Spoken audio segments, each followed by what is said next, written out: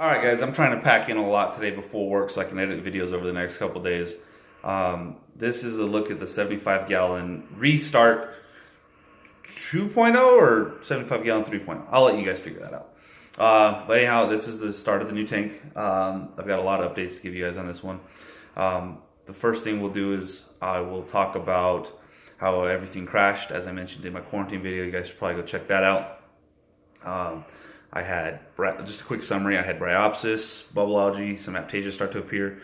I believe I had Montiport eating nudibranch show up, as well as some sort of weird fish disease that pretty much killed off all my fish within a couple days of putting them in there. That or gravity, because I didn't have my screen tops on, which right now they're not on either.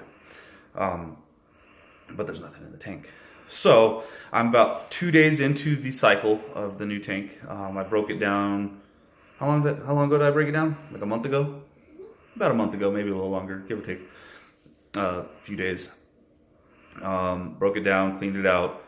My awesome wife got me some new equipment because I was like, I think part of the problem I'm having is my fish tank is overly stocked as far as fish go, a lot of waste, which isn't helping out with their immune system, things like that. So I think I need to beef up that filtration. And she agreed and got me some treats, which I will show you guys. Here in a little bit. But anyhow, let's take a look at the tank.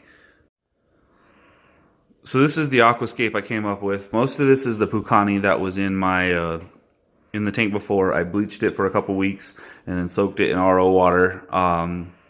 And then I tested for a while daily the chlorine in the water and was able to determine that as 0. It is now cycling, but this is the aquascape we came up with. And I will definitely be using a lot of the newer aquascaping techniques that I tried this go around. Because as you see, I got a pretty unique little setup here. I am not going bare bottom, in case you guys want to know. I will be getting sand. I will be doing about 1 inch of sand just because I do like the look of it. But yeah, so this is the tank. What I did for the aquascape is I used acrylic rods and drilled out holes. That's how I got a lot of these structures, like right here, to stick, as well as a bunch of epoxy and super glue. It took us probably about an hour and a half, maybe, to actually come up with this. I already had an idea in mind that I wanted 3 structures: a cave, a single pillar, and then one with some swim-throughs. And you'll see this one's got a swim through right there and a big one in the back. And so this is what I came up with. Once it all dried, got it in the tank, and it's been good.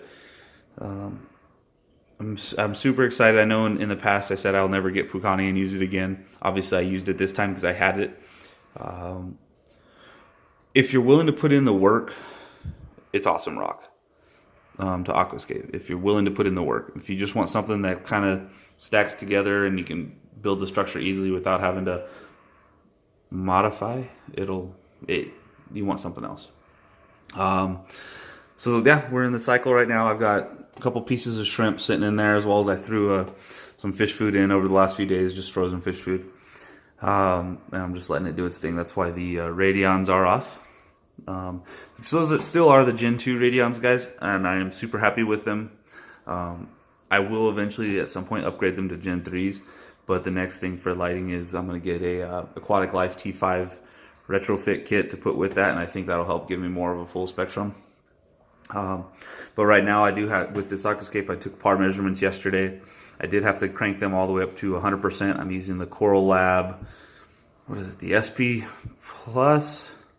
The AB Plus, whatever the first one is for SPS growth and coloration, because this is going to be an SPS dominated tank. And I'm getting anywhere from like 230 up to 300 on this rock here. Over here around 140, 150 par to 200, depending on how the light refracts, sorry, through the water. Down here it was getting, 50 to 90, which is good for some LPS. The pillar here will be mostly LPS. The top portion up there, I think I could put maybe some sort of acro or something there, because I think I got like 220. But a majority of this is low 100s to 50. The structure over here has the highest. I got up to 350 on the peak. 250-ish around here, 150-ish around here, 200, 150, 200 on here, and in the back there I got around 50 to 100, 150 at some points too. So that's just an idea as far as the par readings, guys. This is a very low structure. Keep in mind this is a 75-gallon tank. The highest point on the structure on this one I think was like 9.5, 10 inches, 11 inches, and like 8 inches. So it's not very tall. But it should work, and it should have a lot of hiding space for me to keep the tank stocked as heavily as I want with fish. Give them a lot of their own territories, as well as plenty of swimming room for, you know, the tangs and the triggerfish that I plan on having in there. So let's take a look at the equipment. As I mentioned, the radions. And before we get down underneath, I did have to do some modification. So I got the radions mounted to the side of the stand here. The battery backup is now mounted to the back because I had to make a custom power board.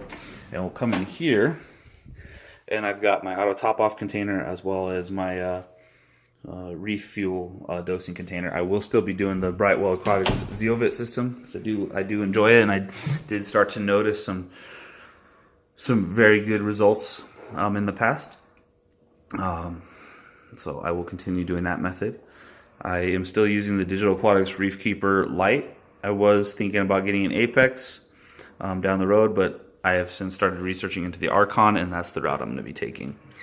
So as far as underneath the sump, let me go ahead and get this set up. I wired in a magnetic switch with some LED strips that turns on automatically. First thing you'll notice, guys, is I've got a huge new sump. That is the Trigger System Sapphire 39-inch sump. Massive. That's why the other items are in the closet now. Just because it took up so much room. The idea was because this isn't going to be my last tank when we get a new house. I fully anticipate on getting a 150-gallon to 200-gallon tank, just depending on what size will allow. And so I didn't want to be having to buy a bunch of new equipment for that. So I figured, hey, I'll get equipment that's oversized and can easily handle the 75, but I can use on a bigger tank in the future. So went with the Sapphire 39. This is an awesome sump. I love it. I really don't know what to say about it. I mean, it's the nicest sump I've ever had. As you guys know, I've always done DIY sumps, and I mean, it's got dosing probe holder or dosing tube holders. It's got probe holders. It's adjustable baffling. It's blue. I like that the baffle in the middle has the Trigger Systems emblem for the flow through. It's got 3 filter socks. The drains it comes with 2 plates, so you can either do the Herbie style overflow like I have, or a bean animal. And it comes with all the appropriate plumbing for that. Yeah, I really like this sump, so I don't know what else to say about that. The next thing you'll notice is the skimmer. That is the eShop's S200 4th generation skimmer. It's rated for anywhere from 120 gallons with a heavy bio load up to 260 gallons with a light bio load. So I should be good there. I am having a problem though. I don't know how long it takes to break in. I'm currently not running it because the tank is cycling, but I did for a few days run it before I started putting stuff in there, and it just overflowed like crazy for several days. Didn't try to calm down. It says it's supposed to be in 7 to 9 inches of water.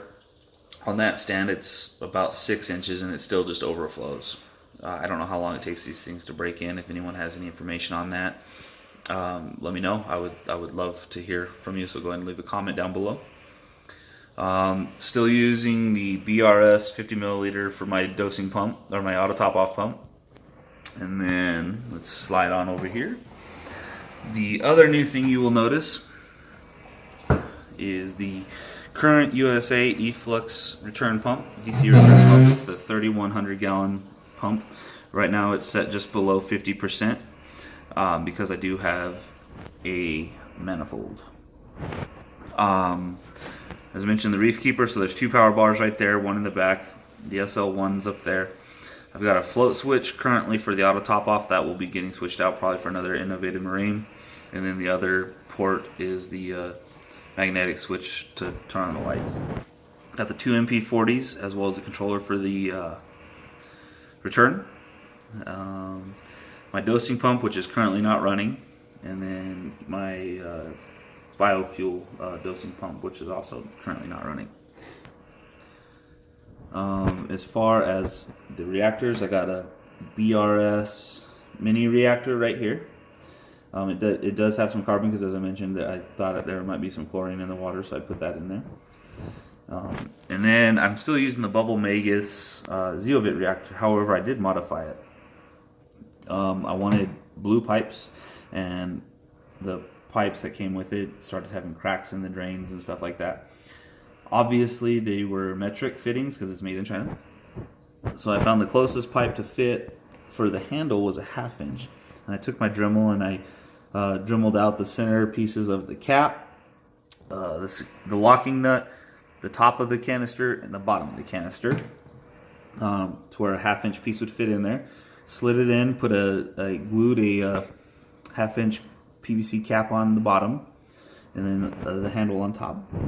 And then as far as for the drain, I had to Dremel out the inside of a 1 inch elbow and the outside of the output, to where that 1 inch piece would fit, and then I just simply glued a 1 inch piece of blue PVC, so that way it matches the rest of the plumbing, which I also have, like I mentioned, the Herbie overflow. The drains in both drains go into the filter socks now, and then here's just a look at how I manifolded everything. Okay. So that's going to do it for this video, guys. I'll give you more updates once the cycle is complete. Take care. Have a good day.